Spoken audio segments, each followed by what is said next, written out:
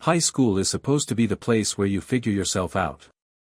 For me, it was the place where other people decided who I was before I even had the chance. I was 15 when the bullying started. Nothing cinematic, no one shoved me into lockers or stole my lunch money. My torment was quieter, sharper. It lived in whispers, snickers, and group chats I wasn't part of but everyone knew about. It started with my stutter. Words caught in my throat like fish struggling in a net.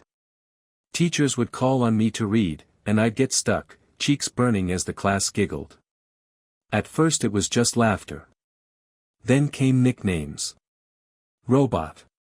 CD Skip. One guy barked like a dog every time I opened my mouth. The teacher pretended not to notice. By sophomore year, it escalated. Fake notes, from me, were passed around, love letters to girls I'd never spoken to. Someone created a parody account in my name online, posting videos mocking my speech. I tried reporting it, but the principal said, "Kids will be kids." My parents told me to toughen up. Nobody really understood how relentless it was. So I learned to shrink. I sat in the back row, avoided eye contact, kept my sentences short. I counted down days, weeks, years like prison sentences. But there was one thing I held on to, music. Alone in my room, guitar in my lap, words flowed differently. Singing bypassed the stutter. I could express things I couldn't in speech. It felt like oxygen. I started writing songs, recording them on my phone, hiding them like contraband. By graduation, I thought I'd leave it all behind. But bullying leaves scars you can't see. In college, I avoided presentations, avoided making friends, convinced that sooner or later everyone would laugh at me too. Then one night, in my second year, a friend dragged me to an open mic. I planned to sit quietly, clap politely, and leave early.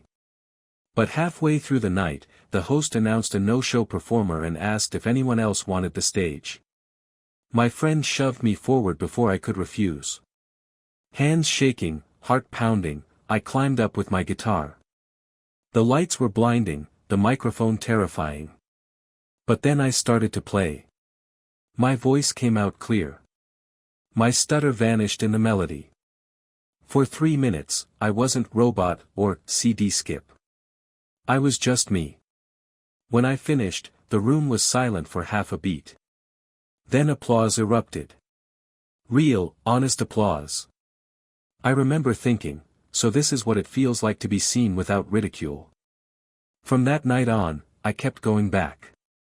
Week after week, I played. My confidence grew. I even started telling bits of my story between songs, my stutter sometimes peeking through but no longer stopping me. People weren't laughing, they were listening. Now, more than a decade later, I'm 32. I work as a music teacher at a community center.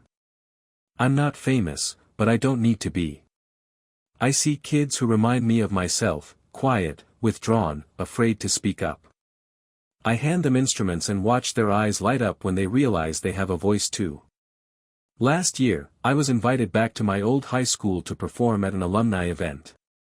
Walking into that gymnasium felt like walking into a battlefield where ghosts still lingered.